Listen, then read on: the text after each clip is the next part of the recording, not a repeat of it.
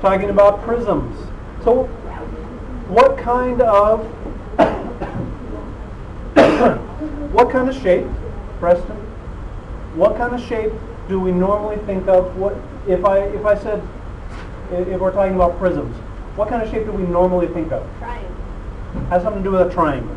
So let me draw what I'm guessing that we usually, what was that? Someone said something? 3D triangle. Okay, that's a good description. A 3D triangle. So here's my triangle.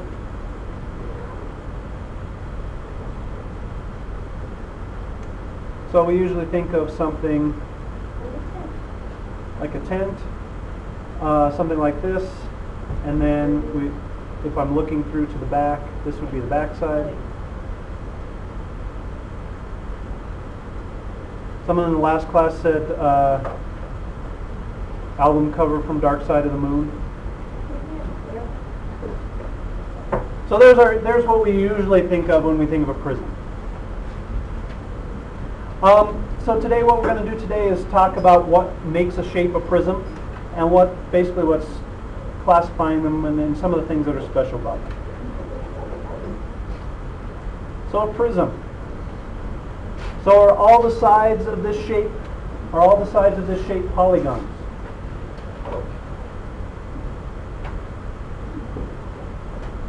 Yes? No? Maybe? Yeah? So what kind of, based on what we talked about the other day, what would we call this solid shape? Where all the sides are polygons? A polyhedron.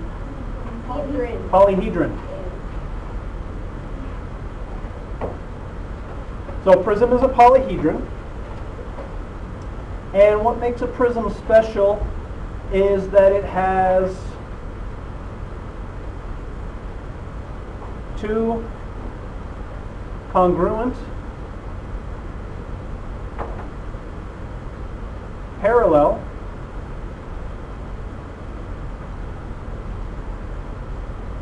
polygons as bases.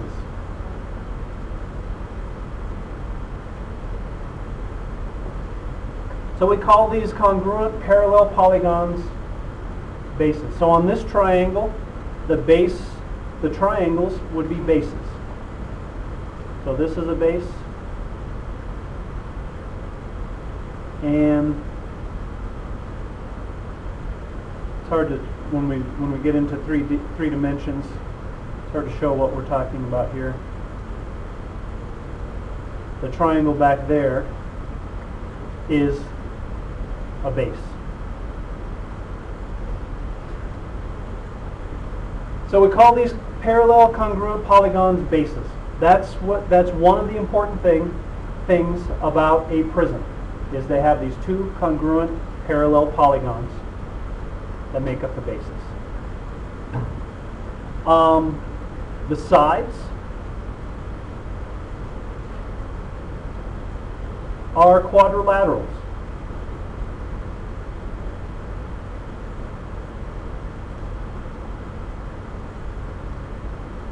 So each side other than the base here is a quadrilateral. We call the sides, we give the sides a special name. We call them lateral faces. Lateral face is the same thing as a side. Lateral just means side. So we're talking about the faces that are on the side. So we have bases that are congruent parallel polygons. The sides are quadrilaterals, and we name the prism by the shape of their base.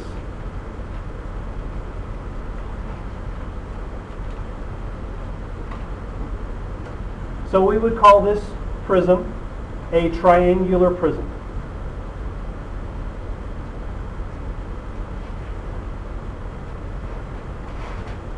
So this would be a triangular prism.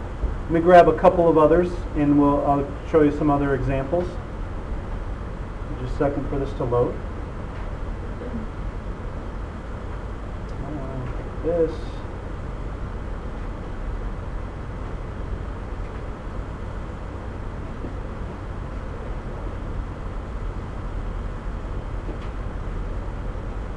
All right, so if I have this prism,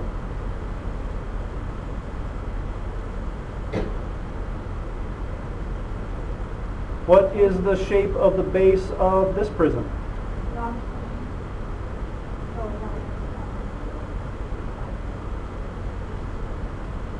What did we just say? Hexagon. So this would be a hexagonal.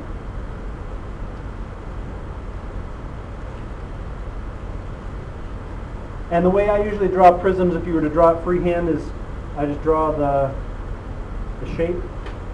Not a beautiful hexagon here, but you get the idea. And then extend these sides that we can see.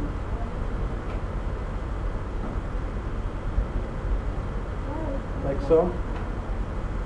So that would be an okay picture of a hexagonal prism. And then you could draw in the dotted lines, but that would make it a little more confusing. So just draw in your shape and then extend some lines backwards. So that would be a hexagonal prism. Hexagonal, you could call it hexagonal, hexagonal. You could call it a hexagon prism. That would be fine also, I guess. And then let me grab one more here.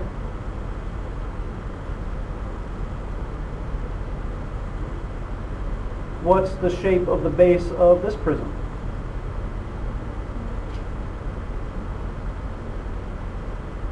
What is it? Rectangle. So this would be a rectangular prism.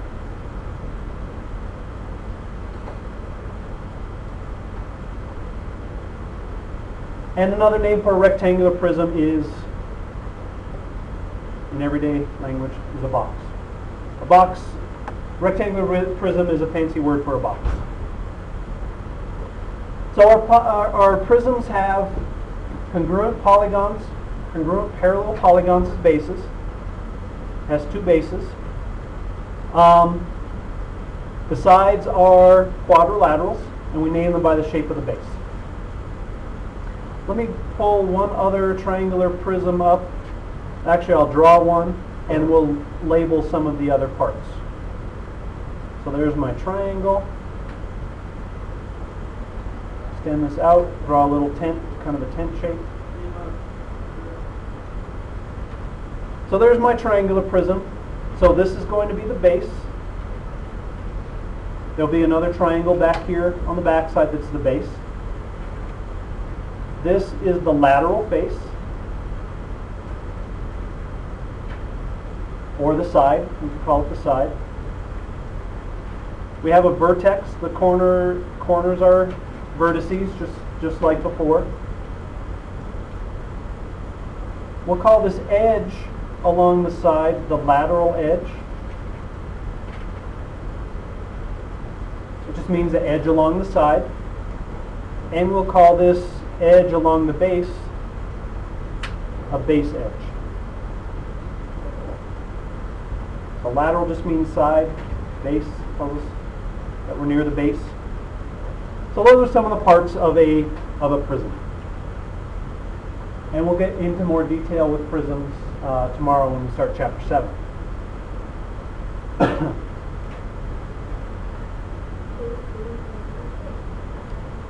Questions on prisms? Now, are any of these shapes doing the optical illusion thing for you? Where the hexagon looks like it's face down this way, and then it pops and goes the other way? Sometimes they do that to me, and it's kind of weird. Especially these ones with the dotted lines. All right. If we were to talk about a right prism, what would you guess? What would you guess we meant?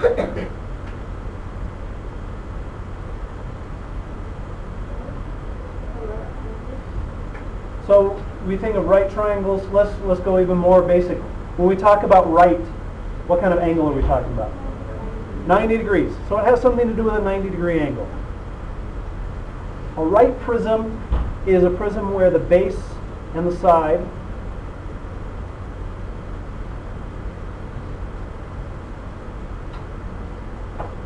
make a 90-degree angle.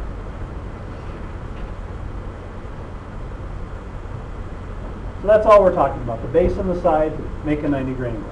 So a box would be a right prism because the bottom of the box and the side of the box are at a 90-degree angle.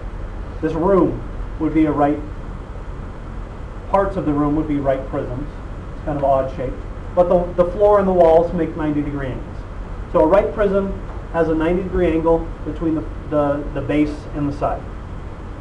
Another thing that's special about right prisms is that the sides are rectangles.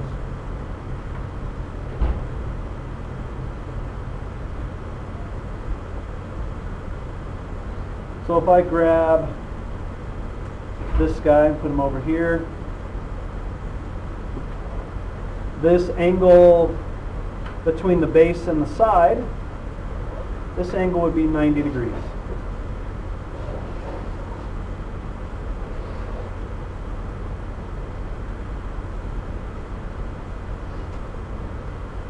And then each of the sides would be rectangles. Usually we're going to be working with right prisms. They behave nicely. The sides are rectangles, so that makes them easy to work with.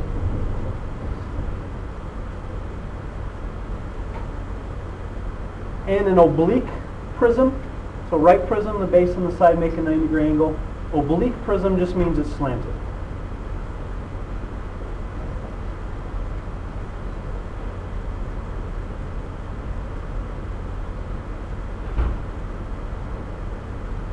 And if we have a slanted prism, there's going to be at least one side that's not a rectangle. You get parallelograms on the sides. And oblique prisms are a little harder to draw. Let's see if I can draw a decent looking oblique prism.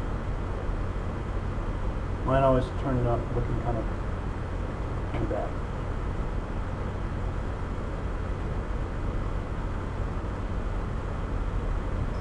So there would be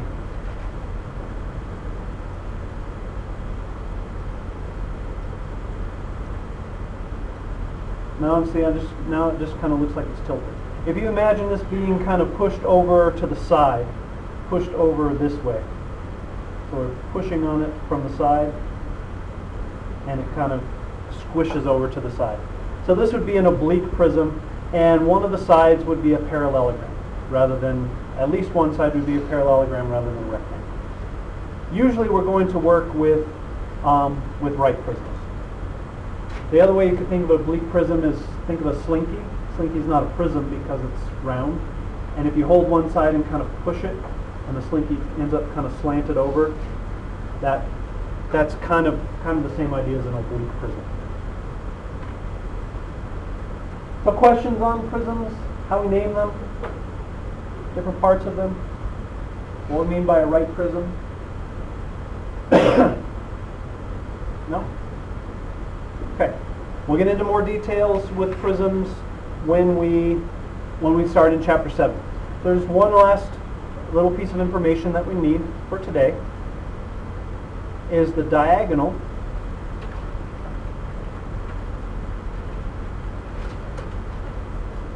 of a right rectangular prism.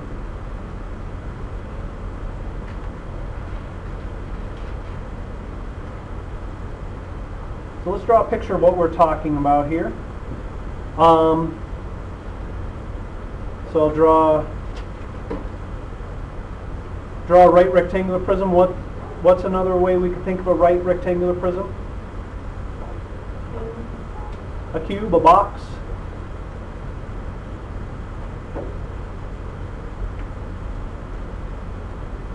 So there's my box. It's not a perfect box, but you get the idea.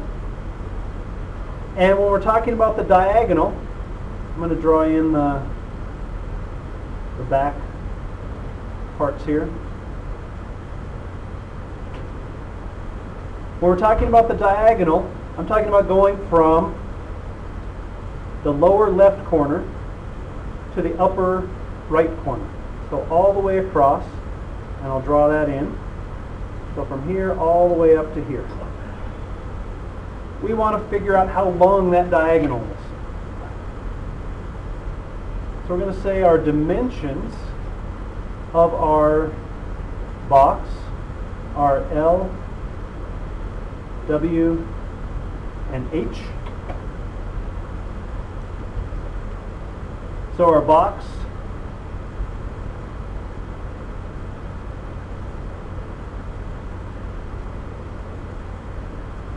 L by W by H, length by width by height. The diagonal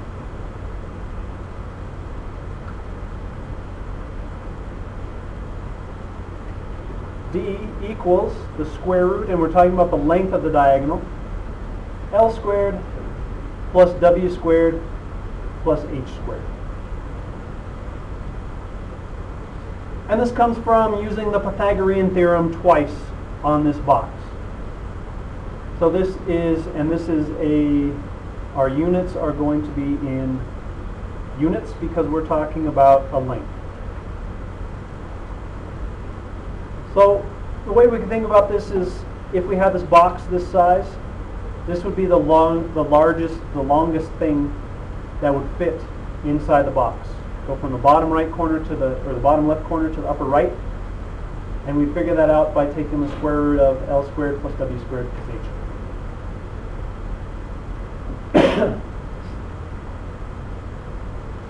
So if we had a box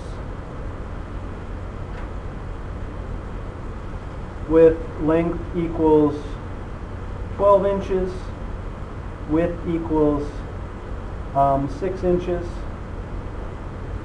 and the height equals 4 inches, we would say the diagonal, the length of the diagonal is square root of 12 squared plus 6 squared plus 4 squared.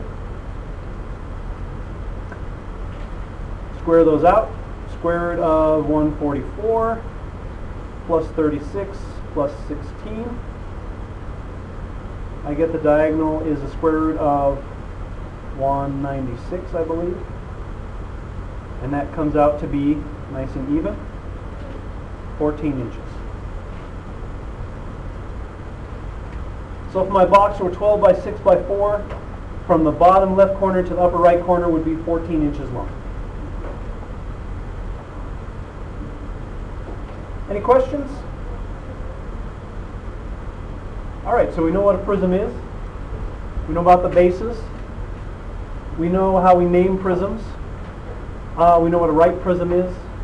And we know how to find the length of the diagonal of a right rectangular prism, so a box. All right. We pass back